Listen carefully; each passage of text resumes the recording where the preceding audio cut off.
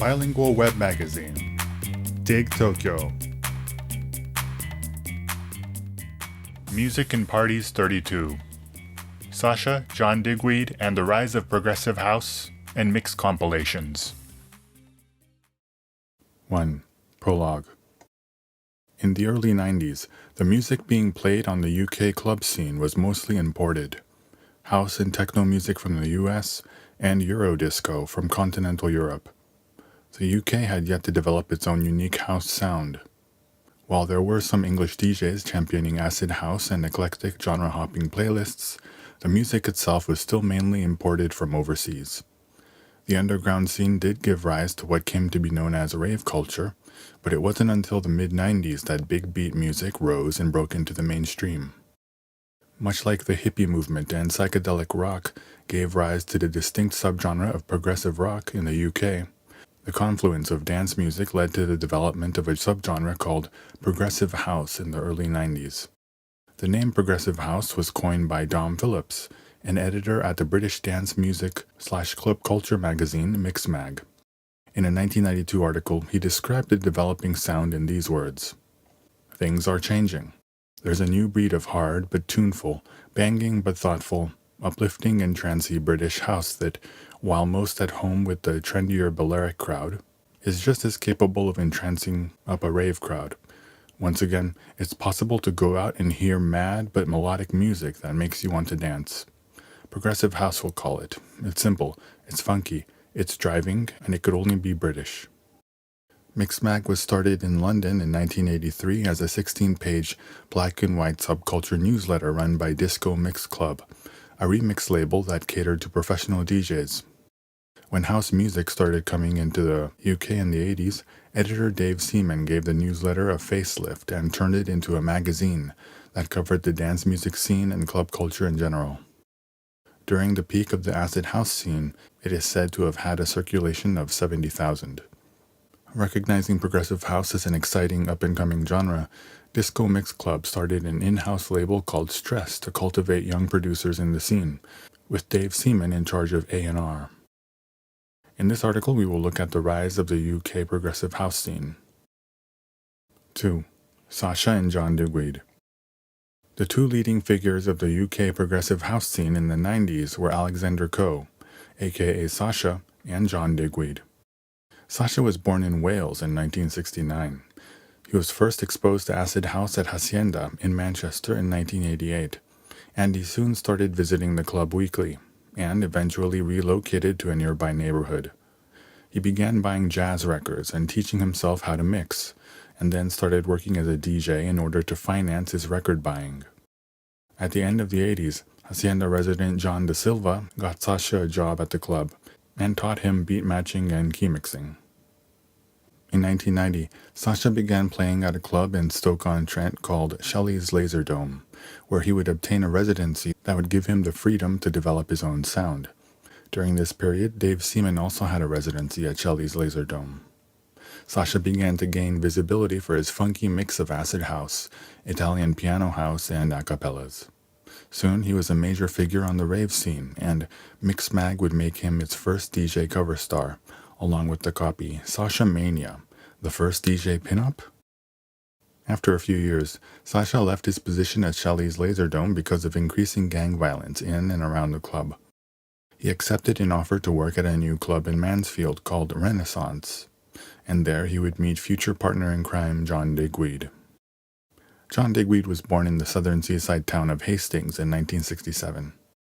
He started DJing as a teenager and soon began organizing his own club nights. He became especially well known for the raves he held on Hastings Pier, where he invited DJs and musical acts such as Carl Cox and The Prodigy to perform. The events became so successful that the influx of attendees greatly contributed to the local economy. In 1993, Digweed sent a mixtape demo to the founder of Renaissance nightclub, Jeff Oakes. Oakes happened to listen to the tape just when Sasha dropped in, and the two decided that Digweed would be a great addition to the club's roster.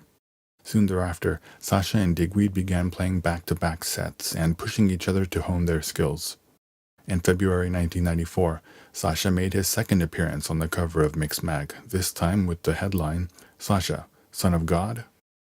The pair's back-to-back chemistry became so great that Renaissance asked them to mix a compilation album, Renaissance, the Mix Collection, which was released in October 1994 to promote the club's sound as well as kickstart its new label.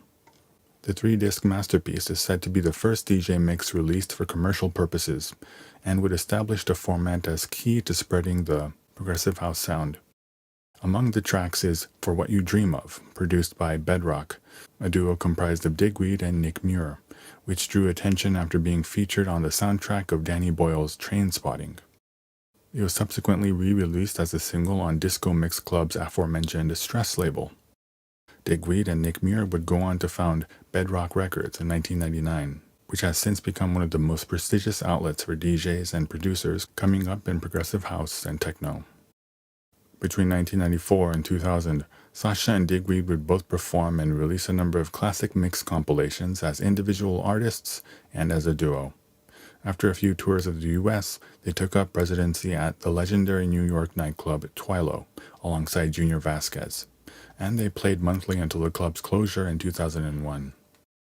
In 2002, they hopped onto a tour bus to travel across the US on a kind of large-scale tour usually reserved for pop and rock artists.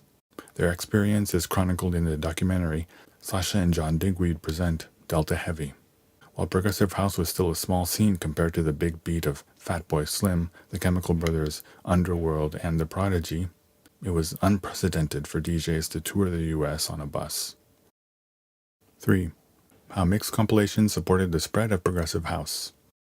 Sasha and John Digweed followed up the success of Renaissance, the Mix Collection, with another mix compilation in 1996, this time released from Ministry of Sound in London, Northern Exposure.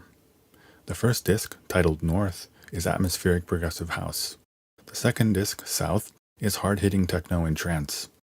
The compilation would begin the trend of conceptualizing mixes as a way to take listeners on a journey, and it would establish the direction that progressive house would take in the years to follow. In 1996, the trance and progressive house label Global Underground began releasing mix compilations based on a particular city or location that a DJ had performed in. The series spotlighted DJs like Dave Seaman, Sasha, John Digweed, Paul Oakenfold, Danny Tenaglia, Darren Emerson, Deep Dish, and Carl Cox, and has the dubious distinction of being one of the first to feature a common mix compilation trope, a cover design featuring an exotic location with a usually less than photogenic DJ posing in front. Another popular compilation series that takes the listener on a journey is the Café Del Mar series, produced by the famous bar of the same name on Ibiza. The relaxing Balearic feel will transport you to the Mediterranean. The success of Sasha and John Digweed would also pave the way for other clubs to start their own labels and spread their sound through the medium of mix compilations. In addition to Renaissance and Ministry of Sound, other notable clubs/labels include the drum and bass and techno temple Fabric and German techno king Sven Fate's Cocoon. In the 2000s, Japanese clubs like Ageham and Ishinotakyu's indoor techno rave Wire would also release their own compilations in order to foster the Japanese dance music scene. In recent years, the rapid growth of internet streaming services has meant that the market for mixed compilation CDs has shrunk considerably, but the format is still popular among a subset of fans. Renaissance closed its doors as a club in 2007, but it continues to release a few singles a year on its label. For fans of progressive house, I recommend checking out the ongoing Global Underground compilation series, as well as the Balance series from the Australian label of the same name. Meanwhile, Sasha and John Digweed have also continued to release noteworthy compilations. Sasha blurred the line between original artist album and mix CD with his Involver series. John Digweed has released an impressive selection of his best live performances through his Live In series. 4. The evolution of progressive house. One of the unsolved mysteries of dance music is just what exactly falls under the banner of progressive house. Progressive is commonly a political term that refers to someone in favor of progress and change, improvement and reform, as opposed to wishing for things to remain as they are.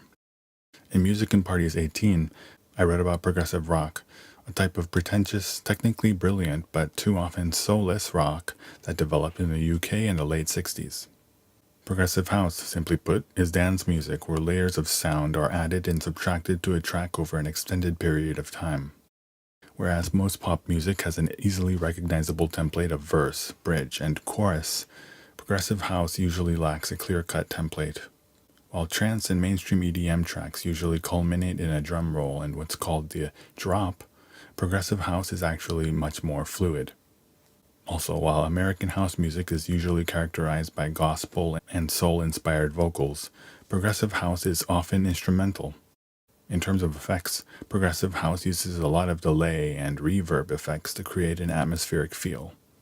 It is music that evokes a landscape or a cityscape. It is music that truly transports you. Progressive house also has an anti-rave element, despite coming out of the UK rave scene. In contrast to the primal, fast, in-your-face party music usually played at raves, progressive house attempts to be more refined. This aspiration is best encapsulated in the name Renaissance. Renaissance mix compilations are instantly recognizable for their cover designs, many of which are based on classical European paintings from the Renaissance. The overtones of European elitism have meant that progressive house has often been unfavorably compared to progressive rock. Critics wonder why something as frivolous as dance music would aspire to the prestige and vision of classical music. In the 2000s, progressive house DJs continued to push their sound in their own direction, resulting in the genre being fractured into a large number of subgenres. Those subgenres have continued to evolve, all the while remaining largely undefined in the 2010s. Perhaps most emblematic of this is the rise of tech house, a subgenre that blends hard techno beats with house melodies and grooves. Or to put it another way, any type of electronic music that does not squarely fit into either house or techno is labeled as tech house by default. Sasha and John Digweed have released tech house tracks. Carl Cox plays a blend of house and techno, his own distinct brand of tech house. The aforementioned club Fabric has hosted many tech house DJs over the years, even giving many of them a platform on its mixed compilation series.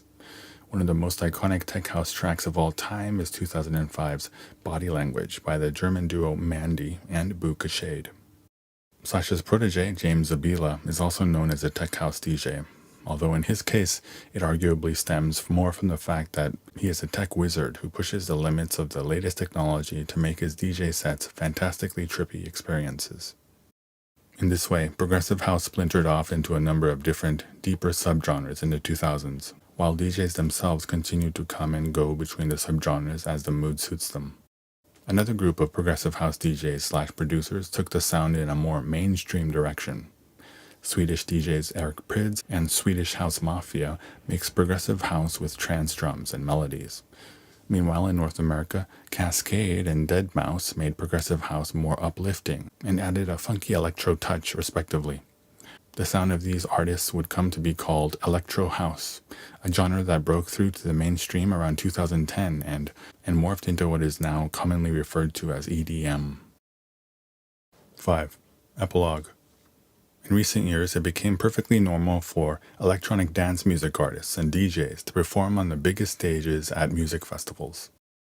Fans of pop music have become accustomed to consuming EDM from big-name DJs in short 60 to 90-minute sets. But the true test of a DJ is not in short festival sets, but in longer sets of 2 hours, roughly the length of a 2-CD compilation or a 2-hour radio program like Essential Mix. 4 to 5 hours, roughly the length of a set a resident DJ plays, and sometimes sets that go on for 8+ hours. The beauty of a journey is not in the destination, but in the journey itself, and a DJ needs more than an hour of peak time tunes to transport their audiences to some faraway land, or make them forget about their day-to-day existence. At a festival, DJs need to start full throttle and sustain that energy throughout whatever little time they are given. A good mix compilation allows you to give yourself over to the DJ so they can work their magic. In recent years, music streaming services like SoundCloud, Mixcloud, and Spotify have made it unnecessary for DJs to limit themselves to the 74-minute capacity of a standard CD. What's more, it feels like every DJ out there has their own internet radio show or podcast. Sasha has a great monthly podcast called Last Night on Earth, and John Digweed has a weekly internet radio show called Transitions. The mark for CDs has been hit hard as a result. One big reason for this decline is the amount of work necessary to license track for a compilation, which often come from many different artists belonging to many different labels. Most mixed compilations are pressed once and quickly go out of production. With the new coronavirus pandemic, parties and music festivals have been postponed around the world. DJs and party people all over are under self-quarantine. What will happen to 2020's Ibiza season is anybody's guess. In response, many DJs have begun live streaming sets from their homes on a platform like YouTube and Periscope. Last week, Carl Cox received a lot of love for streaming a set of 90s rave classics, using 3 turntables no less. My biggest gripe with the internet streaming is the low audio quality. For a long time, SoundCloud compressed files to 128 kilobits per second, the standard quality for MP3s, and it recently started compressing them even further into 64 kilobits per second opus, basically equal to or worse than radio audio quality. That might work for you if you're using AirPods to listen to music while commuting on the train, but on any proper sound system, the streams are practically unlistenable.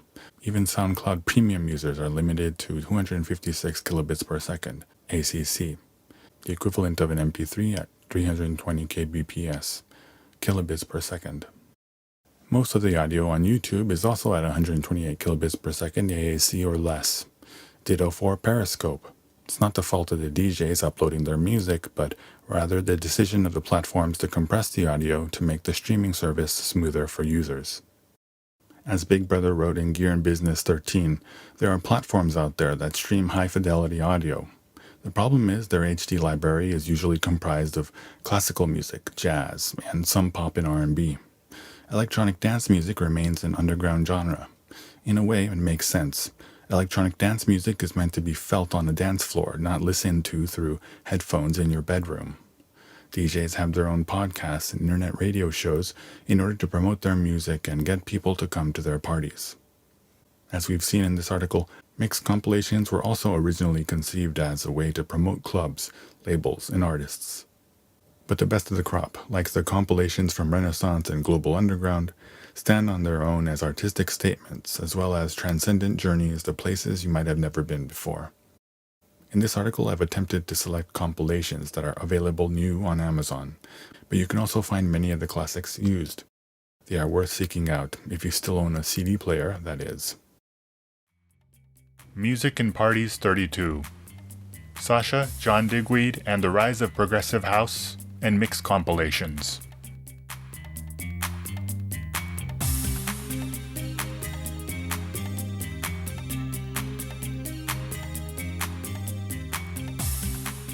www.digtokyo.jp